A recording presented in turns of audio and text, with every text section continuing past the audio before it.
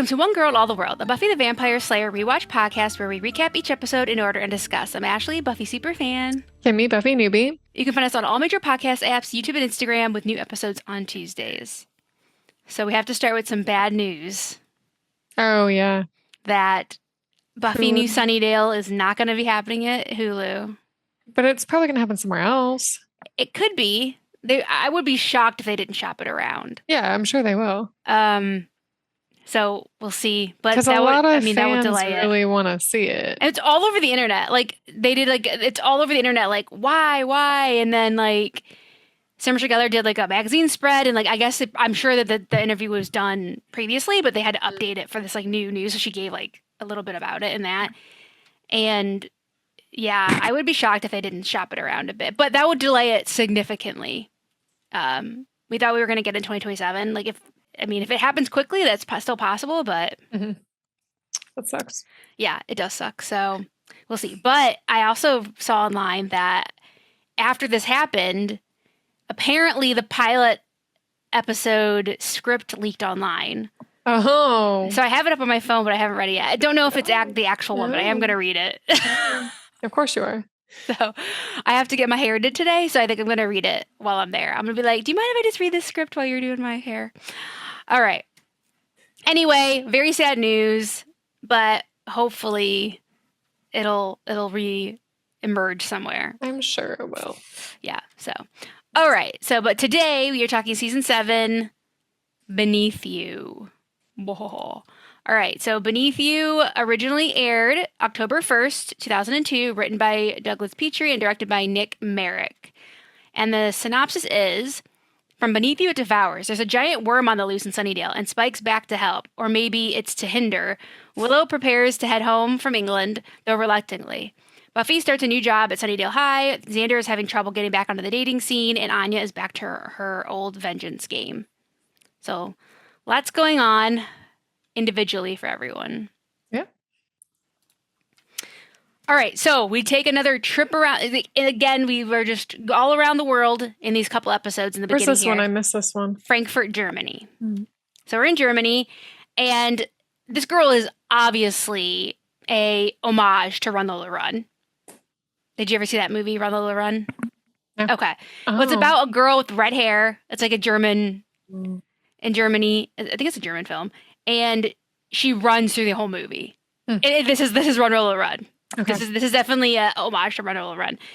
And so this girl is running with the same hair as Lola in the movie, and she's being chased by the same people that we saw hunt the last girl down. And something that I looked up in the behind the scenes kind of things. So this is really interesting. I did not know this before. It says the German voice in the techno music that's playing in the background when she's running. So when she's running, there's techno music playing. I didn't realize there was a voice in the techno music. Yeah, it says the rough translation is from the depth it devours. Oh, interesting. That's so cool. I didn't even know that. Yeah. Oh, that's a little Easter egg. Yeah. All right, so she's running. She's jumping here, she's jumping there, and then eventually she's pretty good at running. Yeah, they're all kind of good at getting away and stuff. Yeah, she's not I wouldn't say she was an average person who's just running away from something. A little bit. But she does get caught and stabbed. But then she says something, right? Yeah, she dies, and then her face turns to the camera, and it says, from beneath you it devours. And then we go right to Buffy's room where Dawn is waking Buffy up from a nightmare. And she's the girl, she's yeah, that's me. She's no, so Buffy had this dream. Because Slayers do have prophetic dreams. This isn't the first time. Yeah. And Buffy knows it wasn't just a dream. No, I think this happened and she dreamt it. Yeah. And she says she's not the first one. There will be other girls. There's more out there, and they're all going to die. So Buffy's really concerned about this, obviously. Yeah. So we go to the street, and something is just tunneling through the ground underneath the street. Rumbling, the ground's starting to break up. Yeah, it's just tunneling through. Quakey. It's what's that? Tremors? Oh, yeah. Movie? Yes, I do. That was a It's Dune, movie. Tremors. It's it's all like that. Yeah. And then we go to the credits.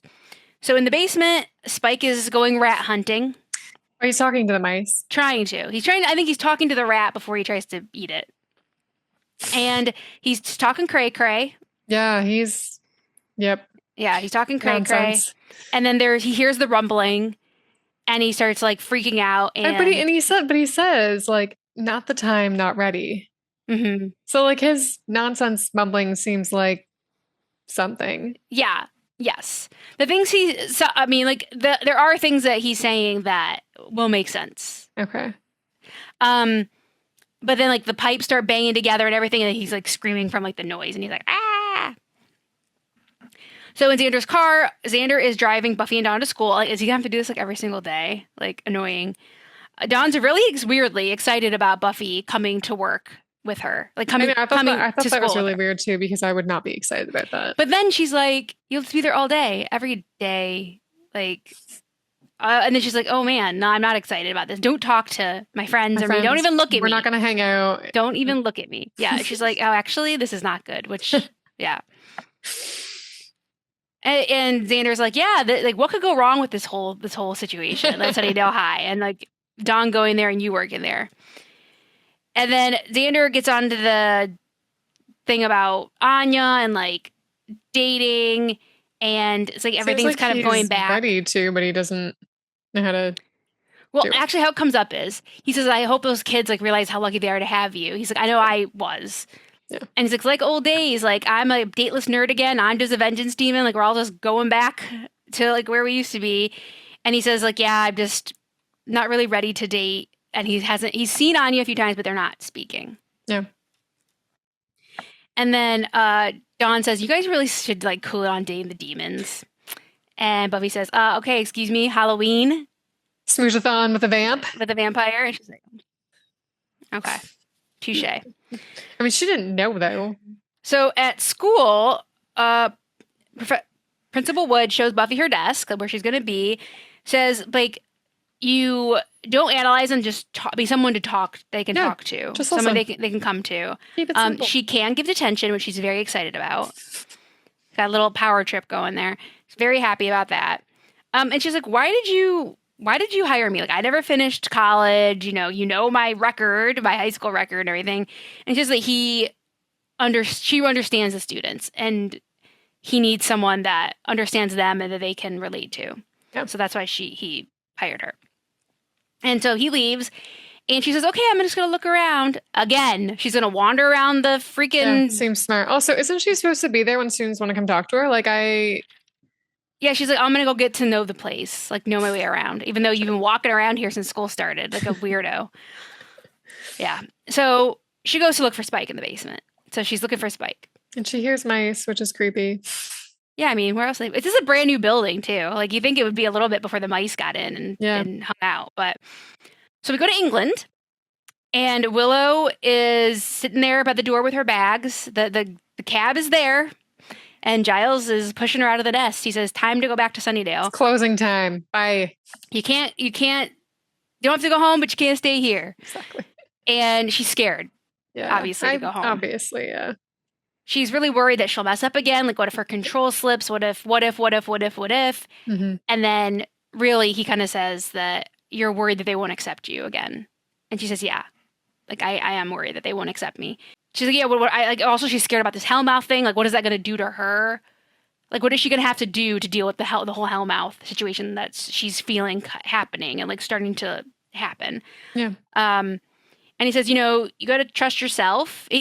He's very honest with her. It's a very good conversation because he says, I don't know if there's a chance that they won't accept you back. Mm-hmm. But all you can do is like trust yourself, and then hopefully people will too. Yeah. So he like walks her out there and puts her in the cab. So Willow is coming back.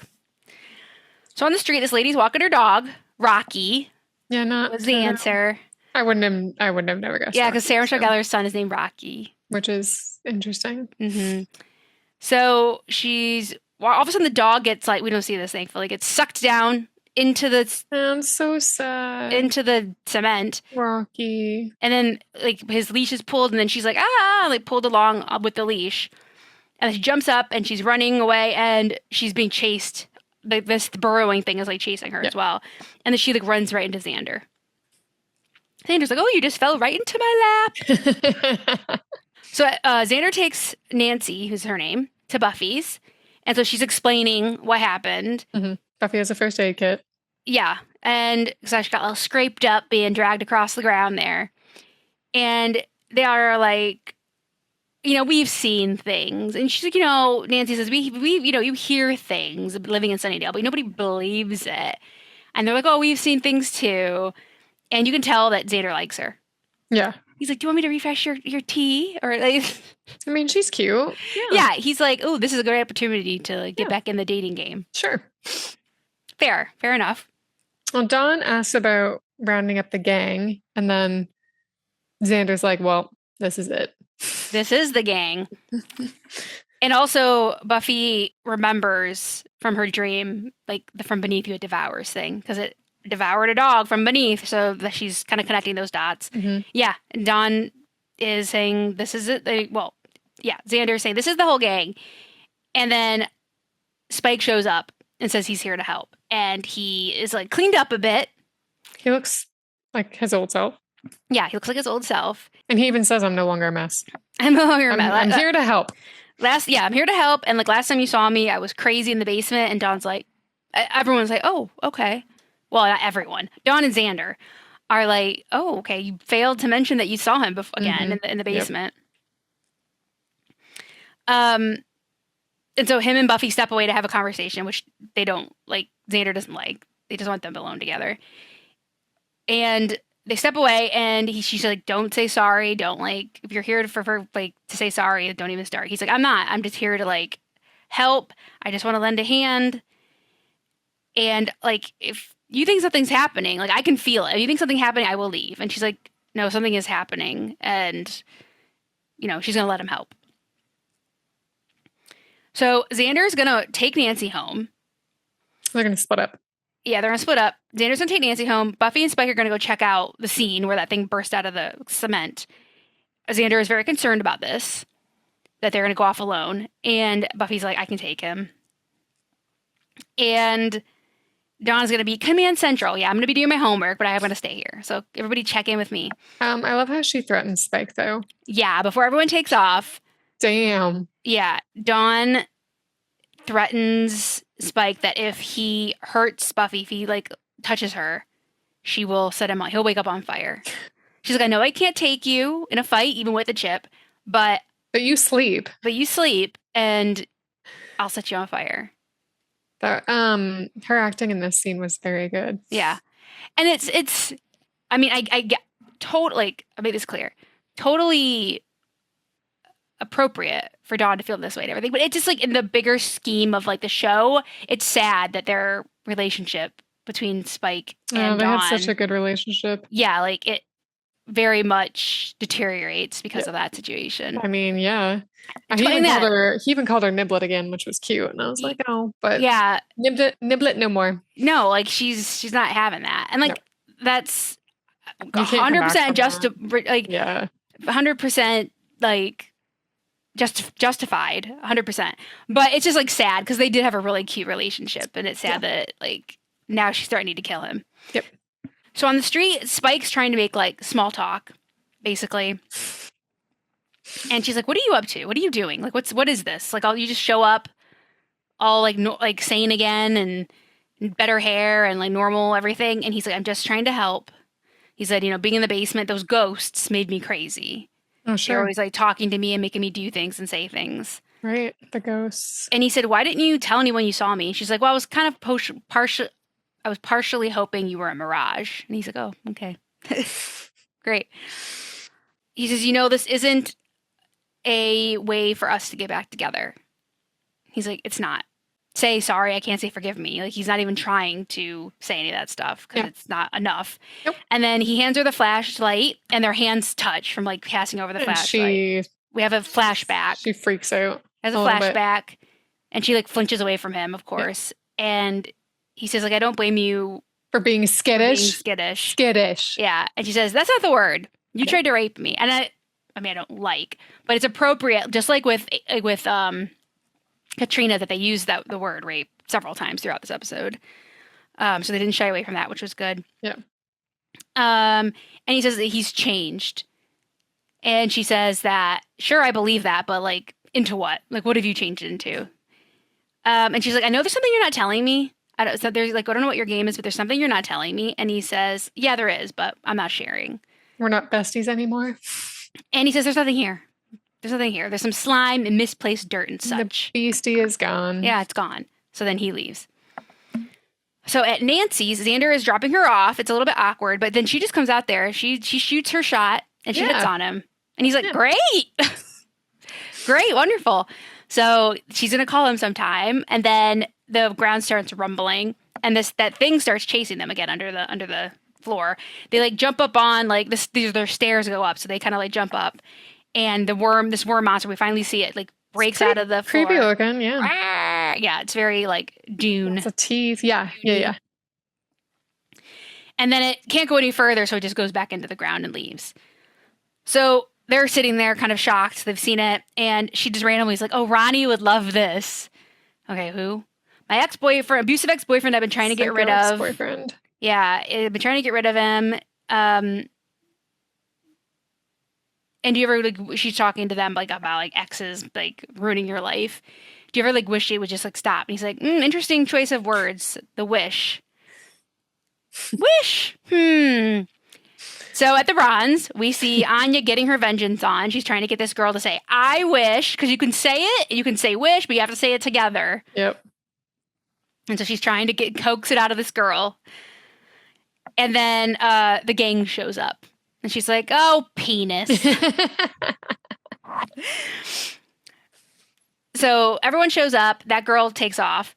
And she's like, did you turn this guy into a worm? She's like, yes. She just like admits it right off the bat. Yep. She admits it. And it's very awkward with everybody. Well, because like Nancy's like, wait, like what? Who has not been together? Basically, yeah. Everyone here has played like, Xander and Anya, musical beds. Spike and Buffy, Spike and Anya. Although, like, it's weird because like nobody ever says Xander and Buffy weren't together. That's true. Yeah, they skipped right over that. I was like, interesting. That's true. She's like, has anyone here not slept together? I like when Xander and Spike look at each other. Yes, funny. But yeah, Spike's trying to like talk to Anya and be like, hey, like you did this or whatever. She's like, hey, don't touch me. Like we're not going back there again. And he's like, I don't want to go back there again. And that's when Nancy's like, wait, I thought you and Buffy were together, and then you're Xander's ex, and then yeah. So it's a very complicated web of affairs here. Okay, so I was just talking to her. I didn't know anything was going to happen. And plus, I didn't wish for him to be a worm. Like, I mean, I wish he was a worm. Like, and Buffy says, a worm is this big. That's not what we saw. No. So, because Anya is like under some pressure, yeah, she turned him into a slug-off demon, which is like related to the worm. So it was still like fair. And she says, oh, you guys just don't get it because you're all so human. And Spike's like, well, I'm not. And she looks in his eyes and she like sees his soul in there. Mm-hmm. And she just says, how did you do it? How did you do it? And he's like, oh, what? And then he's like, oh shit, she knows, when she's trying to keep it secret. Why does he want to keep it secret so badly? He gets really angry about this. Yes. I think he's not ready. And I don't think he even knows if he wants to tell her now. After everything he's feeling, everything he's going through right now, like all the shame and the guilt and everything. And like, not even with the Buffy stuff, but like hundreds of years before that. Yeah. He's not ready. And I don't know if he even like knows if he would tell her anyway. So, yeah. So she's grabbing him and Spike hits her. And then she turns like her demon face comes on. And then Buffy starts beating up Spike. And then this whole thing. And Nancy runs off through this. She's like, oh, these people are crazy. Yep. And Spike's very like puts on this bravado of like, oh, you're right. I haven't changed. I'm the same. Do you want to go back up in the balcony again? Because they banged up in the balcony. And she's like, oh, you're disgusting. And he's like, oh, whatever. And, putting on this whole bravado. Yeah. But then Buffy has to run off with... because the worm's going to... If Nancy leaves, the worm's going to follow Nancy. And we also learned that it was not a coincidence. He's going after Nancy, which we didn't really talk about. So on the street, Nancy's walking. She's like, oh, freaks. Why do I always surround myself with freaks? And then the worm immediately starts chasing her. Yep. She runs up a ladder. And she thinks she's safe there, but it starts hitting the building underneath, and then it like starts falling. Shakes, yep. Yeah, and we see Buffy and Spike running over roofs to follow. Yeah, at the Bronze, Xander's still trying to talk to Anya about undoing the spell. Mm-hmm. And she says, I can, like, I'm able to, but there's going to be a lot of repercussions for it because, like, nobody's happy with my work. I'm under a lot of pressure. You do not want to see De Hoffren mad. And, like, there will be, like, a lot of repercussions if I do this. And basically, she's like, well, this all happened because of you, because you left me at the altar. And he says, eventually that excuse is going to have to stop working. Yep. Which is true. Yeah. Yeah. So in the alley, Nancy falls from the ladder. They all converge. The worm, Spike, Buffy, and Nancy. And Spike, like, grabs this, like, pipe or whatever off the wall. Oh, yeah. And he hits the worm. He's about to stab the worm. But as soon as he goes in to stab it, he turns back into a human because Anya has undone the spell. It's too late. He's already doing the motion. Yeah, he's already in there. So and he's like, everyone's like, ah! Yeah. The guy is, Spike is, and then of course his chip goes off. Yeah. And he's like, I'm sorry. Didn't mean to do that. And that kind of, like, shock, and I'm sure the guilt, because he has way more guilt now. Yep. His conscience. Brings him out of his state. Yeah, it puts him right back into a state, really. Like, it puts him right back into, like, craziness. Well, he starts yelling, not hardly helpful, and then he just starts yelling, help. Yeah, help me! Buffy's like, you don't need help. They have to, like, Ronnie's got into shock, so they're called 911. And Spike is just, like, nonsense going off. This is just, like, the opening act from Beneath You, it devours. He's starting to say all this stuff. And then he says, poor Rocky. Yeah. And then he runs off. He runs off into the distance there. Screaming. Anya and Xander come. Nancy runs off. Yeah, of course. And then and Xander's like, you did this. Like, you need to see what you did. Yeah. Yeah. And she killed a dog, basically. And she does feel really bad about that. Yeah, she did. She was like, oh, puppy. Yeah. Yep. She does feel bad about it. And then Buffy tells Xander to stay with Ronnie, and she runs off after Spike.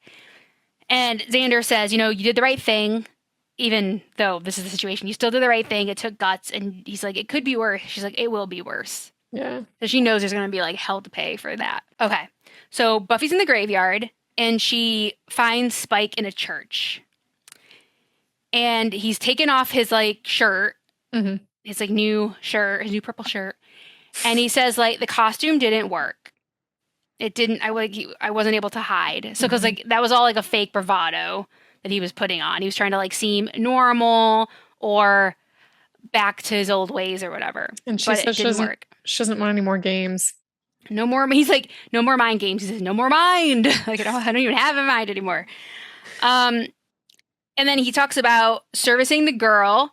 And so he starts to undo his pants, and she, like, throws him across the room. Yeah, no. And he's like, oh, wait, she doesn't want that. She doesn't want that because there's no spark. There's no spark. And I had to find the spark. I had to find the missing piece. And it's funny when she says, Spike, have you completely lost your mind? And he's, like, totally, like, with it for a second. He's like, yeah, where have you been all night? Well, yeah, where have you been all night? Obviously, I'm insane. And then she's like, okay. And then she grabs, like, a steak. She doesn't know that she can trust him or not. Like, what's happening here? He's acting so weird. Very erratic. And she's like, okay, I'm going to listen to you. Can tell. Here's your chance to tell me what happened. I'm going to listen. This is your shot. And he, like, kind of goes into the shadows because he's like, he can't be seen by her. He doesn't want her to be looking at him when he tells her all this. And he says that he dreamed of killing her. And then he, like, cried. Basically, he says that he spilled buckets of salt. So he cried. He cried over her ending. So I think when he, like, had these dreams about killing her, it upset him. And then he could also be talking about when she died in season 5, because obviously he was very distraught in season 5. I mean, the end of season 5, season 6, with her dying. He's just kind of, she's still, like, totally confused until he says, Angel should have warned me. Mm-hmm. And then it's starting to click a little bit. Then she's like, oh my God, like, obviously he got his soul back. And they wanted to give you what you deserve. They gave me the spark back, but all it does is burn. Yeah. It burns his soul. Yeah. His soul is, like, burning him and, like, tormenting him. And it's a bit worn for lack of use. Yeah. Yeah. And she says, why? Like, why would you do this? And he says, like, to be hers, like to be loved and to be the kind of man that would never basically do what he did to her. Mm-hmm. Which, unfortunately, Spike, lots of men with souls do that, unfortunately. Yeah. But he doesn't want to be the kind of man that would do that kind of thing. So that he wanted to get his soul back. Buffy starts crying. She starts crying, and he just wants to be like loved. He wants everyone to be happy and loved. He wants to be loved. He wants to be forgiven. He wants to be forgiven. And he basically lays himself over the cross at the front of the... And he starts burning. And he just like lays himself there. Yeah. And he just starts smoking. And he asks if they can rest. If we can rest now. Oh, and Buffy's like in total shock. And that's the end of the episode. Because what do you say to that? Bam. Yeah, she's obviously moved. Like, she's upset. She's, I don't know what emotional really she's feeling right now. She's obviously... I don't know either. Like, yeah. She's affected by it. We know that. Yeah. All right. That is the end of the episode. So my favorite quote was from Beneath You, It Devours. Okay. Yeah. That doesn't end with this episode. It's bigger. It's bigger than this episode. Like, obviously, you think like the Slug-Off Demon could be what devours from beneath, but it's bigger than that. So it's a very important phrase, I'll say. I also really did like when Buffy says, Spike, have you completely lost your mind? He says, well, yeah, where have you been all night? That was like the funny one that I loved. And then my favorite scene was definitely the end scene with Spike. I think it was just like really well done. Yep. And they had filmed that entire scene with like semi-different dialogue, different direction. It was very like less coded. It was a very much more like on the nose and just a different vibe. He was also more sane, I guess, during it. And Joss Whedon hated it. And they like rewrote it, reshot it. Wow. Redid the whole thing. Interesting. And I think it like turned out really well. But he was like more like out of it. Kind of like, you know, like somewhere hovering between lucid and not. Mm-hmm. Yeah, he says like he liked that they put him in the shadows a lot more because like James Marsh said like that's how shame works. Like he like and all this. Mm-hmm. So I think it was really well done. And I've never seen the original scene, but I really liked this. And he like when he lays himself on the cross is like very like symbolic moment. Buffy's obviously upset and moved or whatever, affected by what he did and it being told and everything. Yeah. So yeah, it's a great scene. Yeah. Yep. So the end scene. Yeah. Okay. Well, my favorite line was, "Oh, penis." Oh, penis. That was good. It was so funny. I actually had to rewind it because I was like, I'm sorry, did I hear that correctly? Yeah. So yes, just great line. Yes. Basic, but hey, doesn't take much with me. No. Same favorite scene. It was really well done. I'm still a little confused about some things, but what are you confused about? I just like a lot of his nonsense talk. I mean, I got the stuff about the spark and things like that, but I mean him, maybe not even just this scene, but in general, like his nonsense talking, I don't understand all of it yet. I'm sure I'll figure it out as the scene or as this season goes on, but I'm just still not understanding all the stuff there yet. But there are. I mean, some of it's just like some of it is just nonsense. It's like Drusilla. Sometimes they throw in lines there that are just completely useless. Yep. Or like also like in Restless, where like it's like what the hell am I watching? But then it all kind of makes sense later. Restless is like the ultimate, I guess, like example of that, where it's an entire episode of like foreshadowing and like riddles and people saying stuff that, you know what I mean, that comes to mean stuff later. This is much like less so, but it is there. Yeah. Yeah. Okay. So my steak rating, I gave it a 4.7. Did you? No. Oh, you gave it lower? Oh. Okay. I get a 4.7. The ending carried a lot for me. I will give you that, but like the ending was like what 5 minutes of the episode. It's true. So, but I said that ending, the Spike reveal, I think that did carry it a lot for me. It did carry it from it. The dog died. That was sad. I think it was a fun monster of the week. We haven't had a monster. This is our first monster of the week of this season, and what was the last monster of the week in season 6? I don't even know.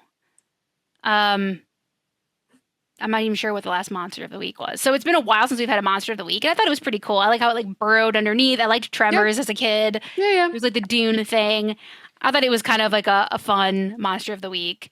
Anya gets involved, because we're kind of struggling to keep her relevant in the show. Yeah, that's true. her character, like why is she, still hanging around, basically. So it kept her relevant in the episode. I think it had a little bit of everything. So, okay. Yeah. Well, I gave it a 3.7. Damn. Okay. I know.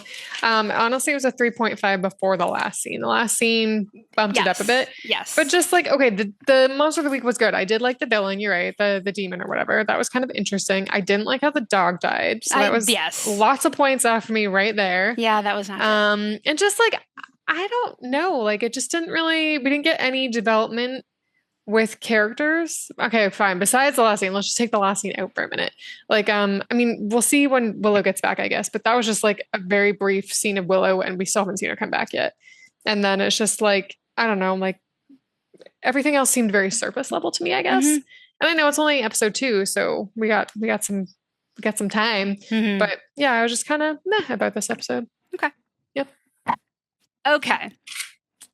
All right, so your question for next week. The episode is same time, same place. Okay. The demon in this episode, what does it eat? Better not be a dog.